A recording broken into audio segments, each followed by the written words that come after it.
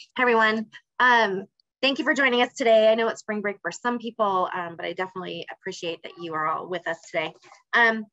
So I don't see anyone new to the Zoom. Last week, you guys, I had Christina Johnson from Mal Foster join us, and I failed to introduce her, so I'm sorry about that. So moving along, and Bob Seal is one of our board members now. Thanks, Bob. And I think that's it. And then Hillary, of course, is on our board. So super happy to have both of you. Thanks. So as far as the transition update, we're there. I'm waiting for colors right now from our designer, Mike Colton. So I'm really excited about the logo. I think it looks great.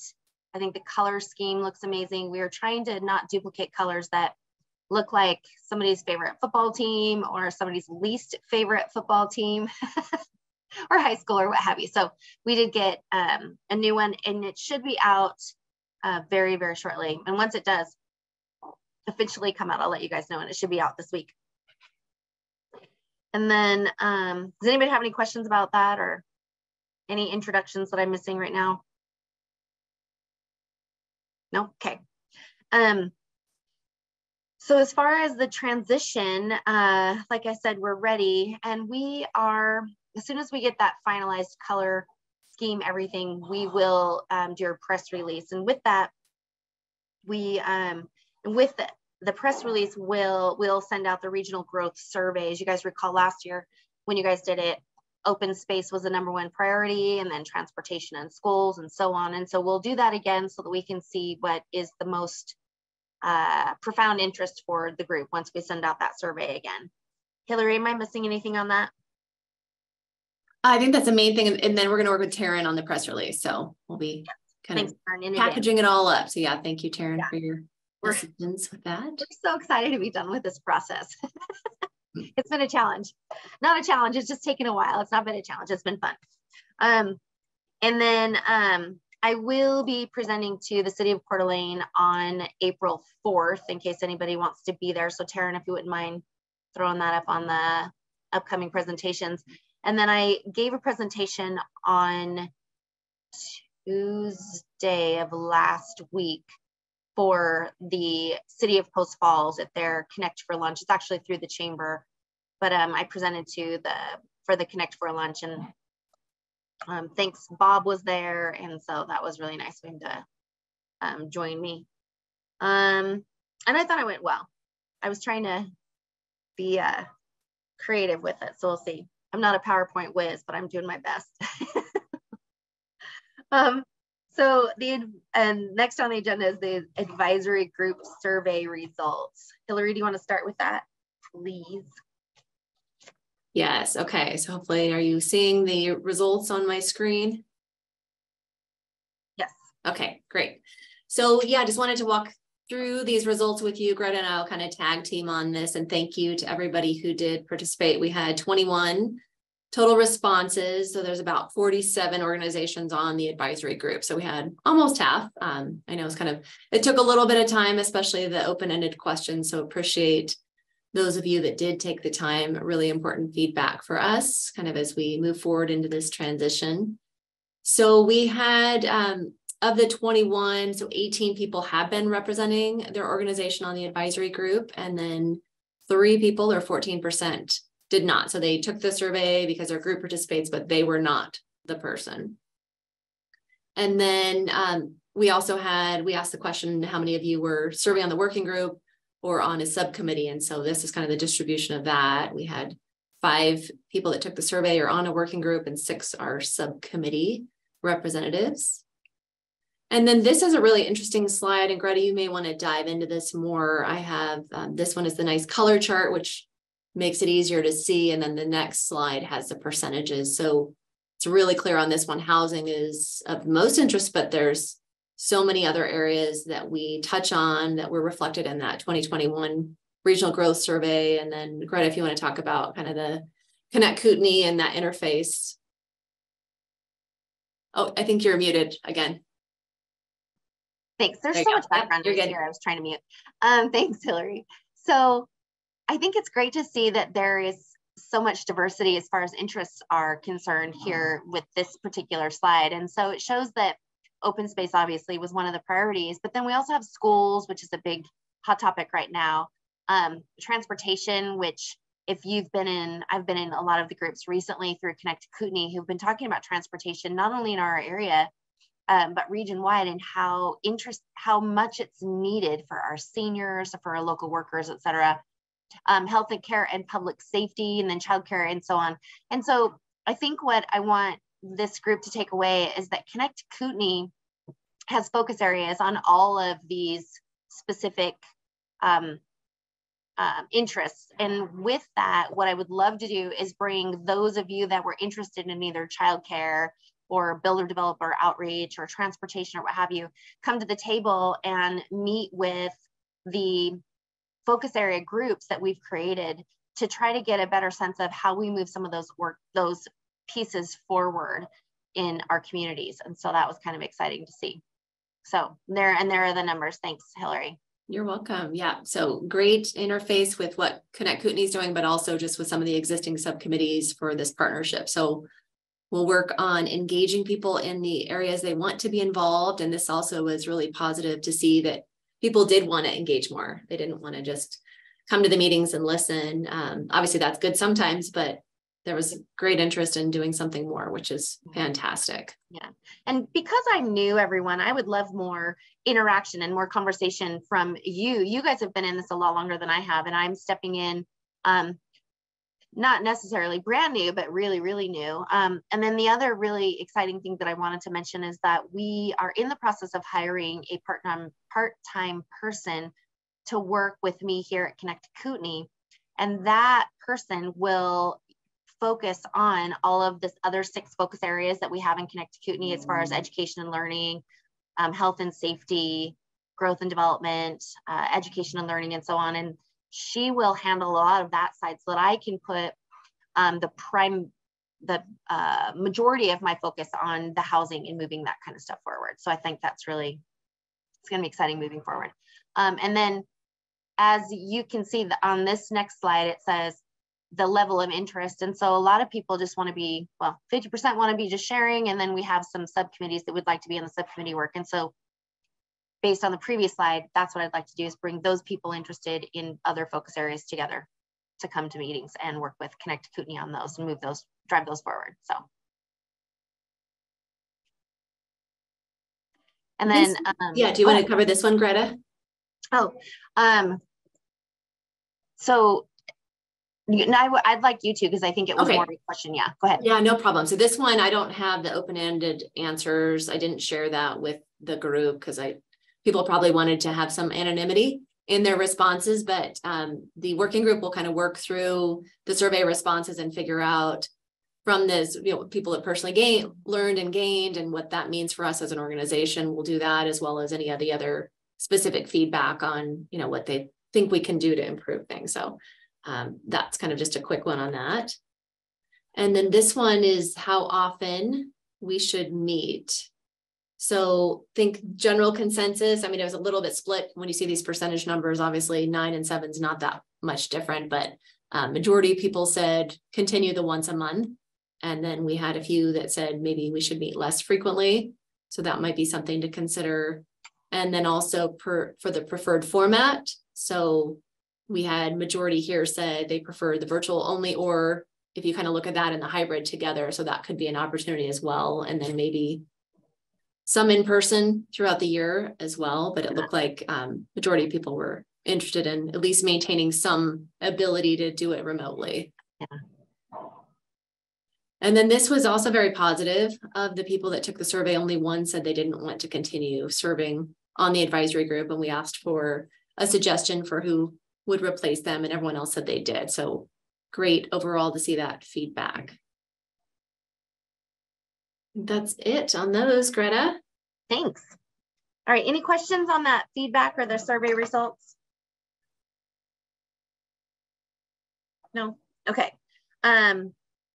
Go ahead, Maggie, you're up. Hi, everyone. So I think Steve and his team are moving forward. I think that the surveys will be going out. I think now they're targeting that first week in April. So I'm guessing as a realistic deadline now, the roadmap, I think being probably in a shape that's going to give us some information probably now the end of June at the earliest.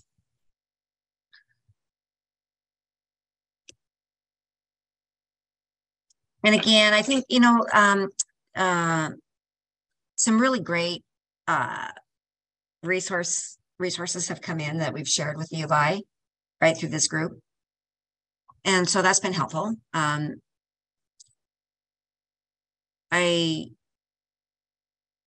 would say that our goal, while we want to try and capture the number of apartments that are available, I think the picture is taking more of a how many workers are in the 60 to 80%, and how many workers are in the 80 to 100, and how many workers are in the 100 to 130% AMI for home building.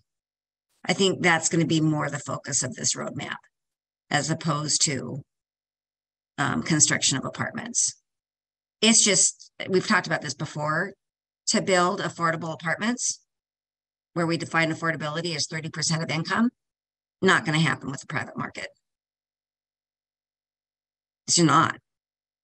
It can't do it. So I think we can certainly quantify the number of units that are out there, and rents are starting to come down a bit, but they're not at 30%, you guys, right? So our roadmap, I think I had hope that we could do a little better job figuring out, you know, how many don't want homes and just want apartments. And in talking with the U of I team, I think that's going to be a really, really tough data point to get. So that's evolved a little bit over the last couple of weeks, just in terms of the reality. So this is going to be more on the construction side for home ownership. That makes sense? You guys get that? Got it. And just to add on to what Maggie said, and only because I just gave this presentation and to the Connect for Lunch and Post Falls and information that Bob gave me, but I don't know how many of you are aware, but in 17 years, the population of Post Falls will double to almost 90,000 people at the growth rate of 4.35. Is that right, Bob? I had the first, I was like 4.3. I missed the 0.05. But in any event, so just how many people are going to be projected to move to this area? It's critical, obviously, that why this group was formed, but also just wanted to point out that I don't have projection numbers for Coeur d'Alene or other municipalities at this point in time, but I do know what I got from Bob, and it was profound, obviously. So thanks, Maggie, for your update. I will just to mention to you guys, I don't know if you guys, who else, if anybody's planning, but I will be presenting PAHA's deed restriction program to the Inland Northwest Partners quarterly meeting on Wednesday at Templeton's. And Steve Peterson, the lead professor at U of I, is also speaking at that. And so we'll be touching, this is really kind of almost the smaller jurisdictions for the most part that they serve. So, and a lot of electeds come from these smaller jurisdictions. So I think it will be a really great opportunity to at least share with them the scalability of what we've got available in Kootenai County throughout these other areas in these smaller jurisdictions. So I'll keep you guys posted. That's just a side note. It's not related to the roadmap. Yeah, I'll be there, and I know Bob is gonna be there. So oh, great. Yeah, thanks, Maggie. I'll be presenting a little bit of information as well. Good. Oh, thanks, Bob. Yeah, I saw that. Is that you, Bob? I saw that Post Falls was on that. Okay, great. Yeah, I found out this morning. So did you now? So did I. Well, good. Although I had it on my radar, but that's all good. I love the opportunity. I think it's fantastic. The more we can message this, the better, right? Yeah. It's just starting to take hold, right? In terms of people being curious about it and wanting to hear more. So that's good. Right. Just so everyone knows, the information about that was shared to the social media for RHGIP, and it's also on the website. So if you need more information, it's there. Thanks, Taryn. I saw that. Thank you for doing that. I appreciate it. Okay, on to 2023 priorities and work plan updates. So for subcommittee reports, I thought I saw, Jack, you're on.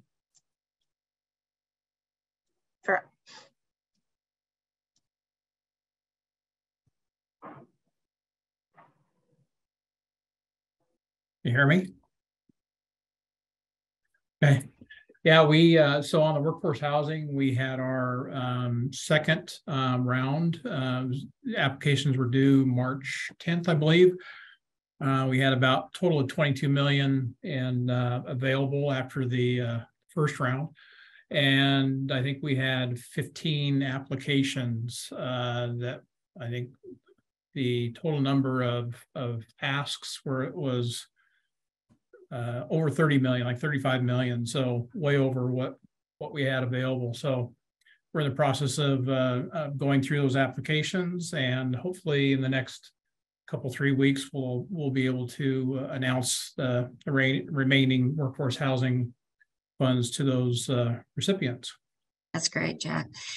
Jack, when you know how many units will be awarded up here, you can get us that information. That's going to be helpful, right, for the report. Yeah. When do you think you'll know that on the number of units that have been awarded in CDA? Once we make the announcement, we'll know exactly how many units in which areas. And when will that be again? Did you say? Probably 2 or 3 weeks. Thanks. Thanks, Jack. Okay, and then for the Coeur d'Alene Regional Realtors Housing Task Force and Funding Program, is Jared on? I don't see him. Okay, I spoke to Jared earlier today, and he and I and Kiki are going to get together because Kiki and I presented to the Realtors Association last year. They've gone through a tremendous amount of transition, and so we'll know more about how they're going to move forward. But I think you guys all know the gist is just to get it in place so that they can do some fundraising, so that they can provide assistance to homeowners that qualify for either a buy down or some sort of other assistance to get them into homes. So more on that next time. And then, all right, HomeShare Kootenai. Go ahead, Carrie. Hi, everybody. I'm Carrie Ward with HomeShare Kootenai County. We are we're going along. We haven't had anybody move in with one another yet. I realize that home matching can be done, but it takes a lot of effort and patience. And, it's only going to be as successful as applications that we have. I mean, people need to, be able to match. So we need more applications in. I mean, so I am doing my best with, community outreach and road shows. I call it the guerrilla marketing, free marketing, all I can. Please like and share our Facebook page, all that kind of stuff. So if I can speak to any groups that you know of, also the PDF of our brochure is on Greta's website. So please share that and print that. And if you'd like other copies of it. But we just need more applications. And they're coming in. We were pacing the first month at about an application a day. So that was great, but we kind of had a lull, but we've got a couple in this weekend. So it's just, it's going to happen. And I guess the other thing I wanted to mention, Maggie, to speak to what you said, is we keep getting asked about scaling our HomeShare program. So our board of directors is going to talk about that. So anyway, is there any questions for me? Keep the faith, Carrie. It's a great program. It will take off. It does take a while to get this stuff off the ground, right? Right. Well, and I think that our message is that we're way more than a roommate matching program. Absolutely. Yeah. That's the thing, is that this is about it's mutually beneficial to both parties. I mean, so you need to send us the people that need this, you know, that could use it. So thank you. Harry, could you clarify what you mean by scaling? Like, I mean that people keep asking, is this going to be available in Bonner County, for instance? And because we're a home share Kootenai County, when can we have this in home share Bonner County? So that type of thing. And perhaps that's a revenue source for home share, right? You know. Any other questions? Anyway, thank you. Thanks, Carrie. And then I have an update from Victoria. I saw her earlier today. So she says she has 2 manufactured home communities that are incorporated within the, that are incorporated. 2 or more will incorporate later this month. And the Idaho statute states that owners must notify a resident entity when they list the manufactured housing property on the market. So right now it's essential for the residents to organize in order for them to be informed. So they can't be informed unless they're already organized. And so that's kind of how the statute's gone. In 2024, they'll be pushing to change the law so that the owners have to notify when they intend to sell when it's still off the market rather than after they've listed the property. So that's good momentum forward. And then she also said that because manufactured housing is such a cheap option for people, or inexpensive rather, she was trying to see if we could find if there's a way to incentivize either people or to have people just create or find some land that we could create some housing using the mobile homes, because those are the price points for residents in the 60 to 120% AMI, and that's what they could afford. And so basically you can get a manufactured house in 6 weeks for about 150 grand, she said. And so cities and counties need to be reviewing their codes and growth plans to allow for development of these communities, because that will be something hopefully where they are in some sort of HOA and owned the property is in conjunction with their house. So Victoria can help the planners and planning commissions think through those changes. So if you know of a way that we can help Victoria move that kind of something forward, go ahead and either contact me or contact her and we'll get it all taken care of. Any questions on that? Great. And I called Jeff. I didn't hear back from him. It is spring break for the school district, so we'll I'm sure hear from him next time. And then David, you're up next. Thank you. Thank you. Because we have a new county commissioner, we brought bond counsel and municipal advisor to the board and discussed a November election for our 50 million, and the current Board of County Commissioners is still agreeable to going forward with November for an election.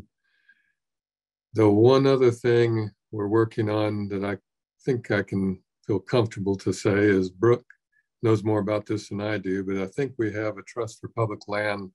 Is that the entity, Brooke? That may have money available that we could use for a poll to get a sense, a scientific poll, a survey, to get a good sense for the population of our community and how likely they are to vote for this sort of thing. And that's all I have. Great, thanks, David. And then Kiki wasn't able to join us today, and she said that as far as the regional healthcare and public safety official, that she has ongoing meetings next week with the healthcare worker project, and so we'll have an update on that. And I didn't get anything about communal living. Hillary, did you have something on that I forgot? Not really. It sounds like it's more an exploratory phase with that. Kiki mentioned that she's been talking to some people that are interested in doing that kind of development, and then obviously it would require working with the jurisdictions for us to see if that's feasible in our codes and what that looks like. Is it kind of more dormitory or is it group housing, and what are those definitions, and how could we allow it and in what format? some more work to be done. I think she's just kind of starting the conversations and wants it to be on our radars. Great. And then, so other updates. So the annual rental housing survey, we are planning to still send that out in May. I'd be happy to have some volunteers help us with that, make sure that it gets out and rolls out efficiently. So if you or someone you know wants to help with the Connect Kootenai rental housing survey, please let me know. And then on the community dashboard, so really I think what we want to do on the community dashboard is list items in addition to what's already on the RHGIP web updates, as far as either legislative issues or amount of permits pulled, or a property that has received approval and things like that moving forward. So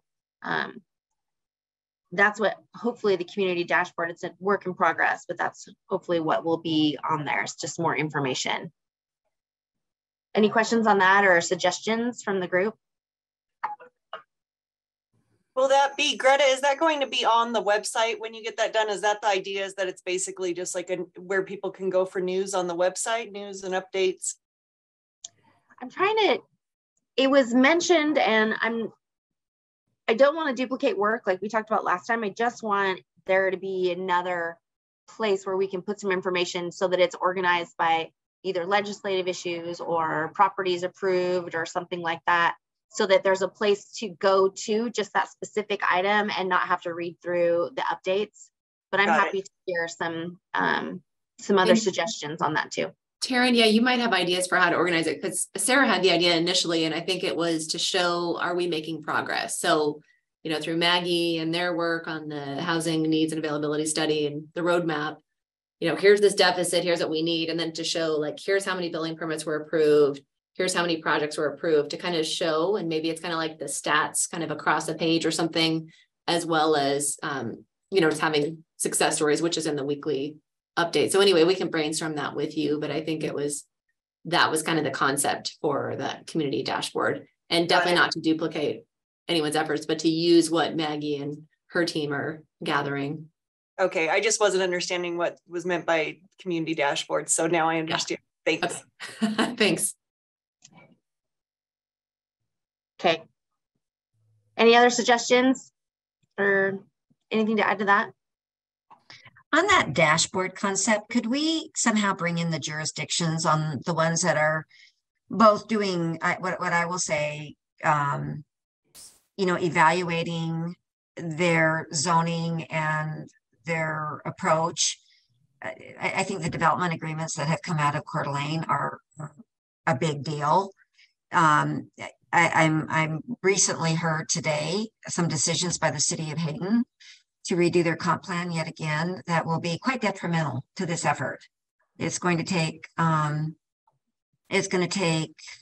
mixed use potentially, and make it all single family. So yeah. DePriest, where'd you hear that? Well, it's a resource that I'm not comfortable saying, but I wanted to ask you, Ed, about that. I didn't know you were on the call. So I just, what the point on this is not so much any single jurisdiction, as opposed to what are we trying to get as a whole community? And that is us understanding that this is as much jurisdictional as it is private market. We need the two working together very cooperatively with the same goals in mind. And that's the focus on worker housing, right? And so how can we highlight what some really good things are happening in some of these jurisdictions? Because I think the really good examples, the bright spots, help encourage, I think, creative thinking, you know, and consideration. I don't know, what's the avenue for that for us? Yeah, kind of what I can say about where I see Hayden going and the discussions that being had. We're in the process now. We're going to put out a community survey to the citizens, and it's going to talk about a lot of things: housing, affordable housing, community centers, traffic, a lot of things on it. And we are hoping, I think, to gather the opinions or feelings of the residents of Hayden to get some direction as to, you know, what do you think? How are we doing? Where do you want to go like that? There is a small population of individuals who I keep, when you said, you know, get rid of mixed use and all that and change the comp plan again, that keeps coming up from a particular source, but to what extent, I think we'll have to wait and see what the results of this survey comes back. I think, you know, Ed, that's a great opportunity to get feedback. And honestly, like with the city of Hayden, I mean, that time that we presented, I mean, every citizen in this community, I believe, wants worker housing. What they don't understand is what the worker housing solutions are to guarantee that they stay worker housing, right? And well, so part of it, and again, I'm a broken record when it comes to this discussion, because we keep hearing affordable worker. Well, what is that? And can the builders build it? You know, I talk with people, and you know, they say I can't afford $300,000, and then the builder says we can't build for $300,000. You know, the wand, the magic. How do we get the two to come together, where people can actually afford what the developer builders can actually produce? Yeah. I understand, but I think this is for another conversation, but but generally, can we use my question is, can we use the dashboard to also do that, to highlight what's working in jurisdictions, what jurisdictions have been doing to encourage, you know, different housing types, and creative approaches to reducing the land? I mean, we all know that's required. We have to have less land in these units, right, to bring the cost down. Singularly, one of the biggest cost factors in these homes. So, what do you guys think? Does that seem like something we could do in the dashboard?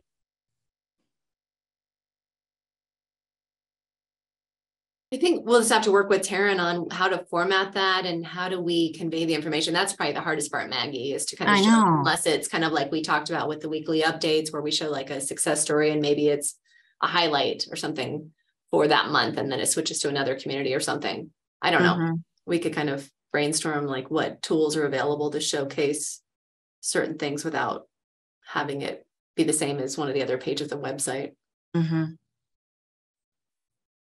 Okay. Real quick, as you do the rebranding for Connect Kootenai, obviously it provides the opportunity to redo a website.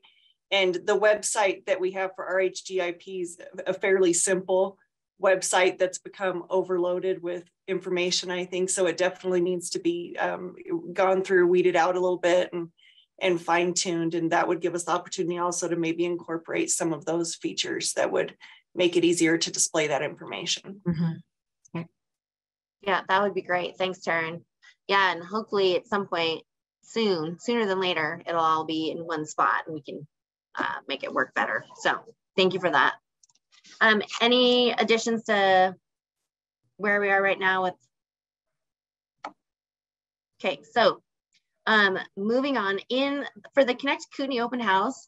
So we found a space, it's called the Cove, and it's over on, I lost the name of the road, but it's over in Post Falls by the NIC campus. I can't remember the name of the road, I apologize. But anyway, it's called the Cove. It's a brand new share space working center. And I think it can hold up to, I want to say 85 or 90 people. And so what we'll do on June 1st, which is a Thursday, is we'll invite all of the advisory group and the working group and the community out to hear what Connect Kootenai is doing and how we're moving things forward.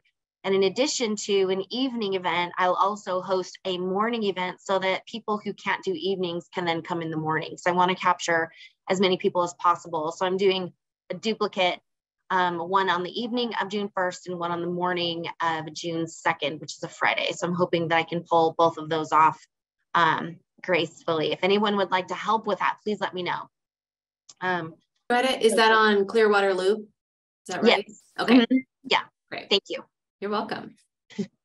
And then And then in addition to that, and again, I have that that gal that we are in the process of hiring, and so she'll be helping with that. But I would love some extra hands on deck for that sort of release of who we are now as Connect Kootenai, combined with the RHGIP and all of the advisory, all of the working, and really just make it a big welcoming handshake, pat on the back kind of environment where we can all get together and celebrate the successes and where we're going moving forward. So some of the updates that I have are, like Maggie was saying earlier, there's that Inland Northwest Partners meeting. It's on Wednesday over at the Red Lion Templins Inn. If any of you would like a link to that event, I'm not sure if there's still room, but I can't imagine there's not. But if you are, either email me or just email me or let me know at the end, and I'll go ahead and give you the information of where that link is.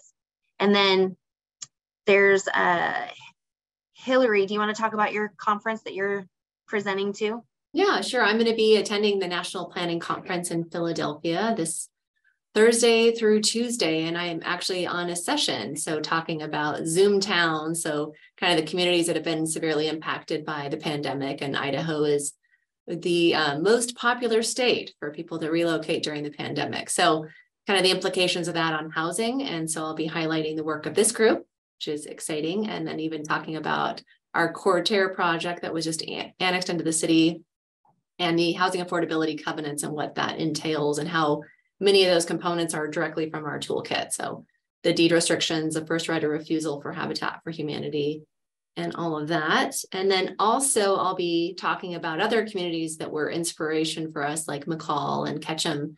And McCall is receiving a merit award, which is really cool for their housing action plan. So they'll be getting that award on Sunday at the conference as well. So yeah, those are the things I wanted to mention. Great, thanks. Super exciting. And then I also have, if any of you know Joe Likens, he sent me the, it's a news release about the VA announces goals to house 38,000 plus veterans experiencing homelessness in 2023. And he was looking for a response from RHGIP. I don't have a lot of experience in the VA housing. I know we have a new facility over in Post Falls for VAs. I think it's a hospital. But in any event, if any of you have any information on that, I'd be happy to send you this news release, or if you'd like more about it. But he wants to see, what do we intend to do as far as veterans are concerned? And I don't know if there's been talk previously about that specifically, or if it's just in the general arena of housing people who live here. So any questions or suggestions on that?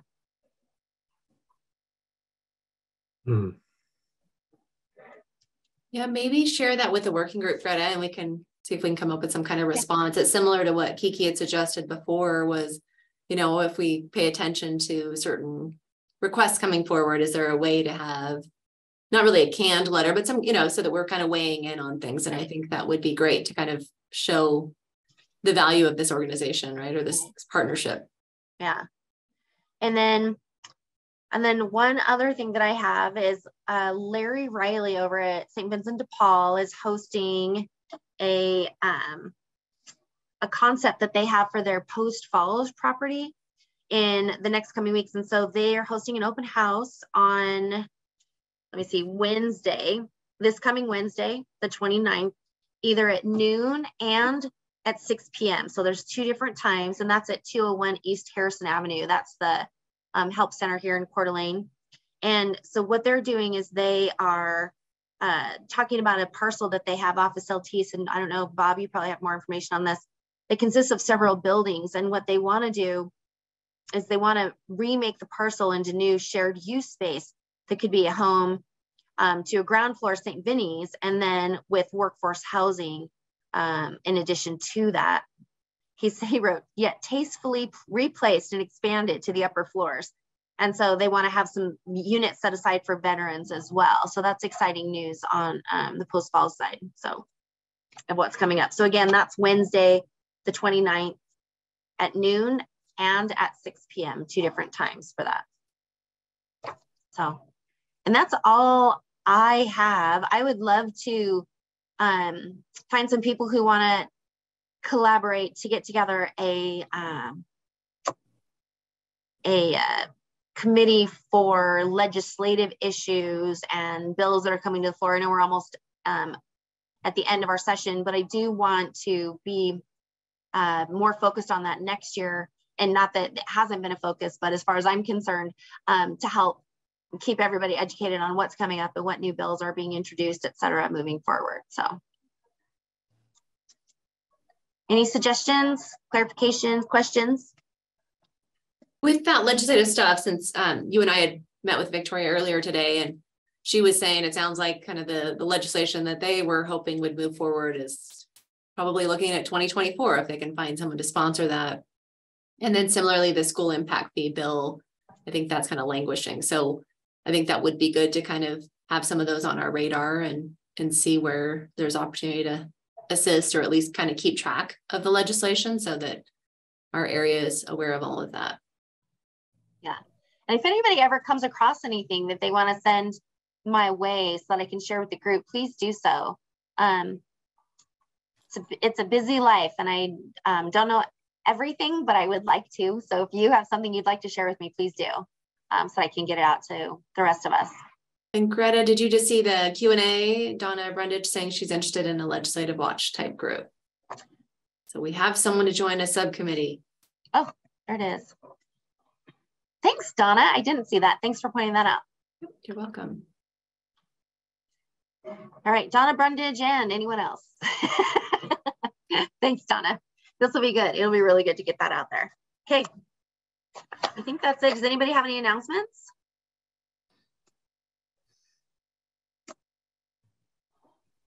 If any of you want to come and support the transition to Connect Kootenai on April 4th, please come to the City Hall. Meeting starts at 6.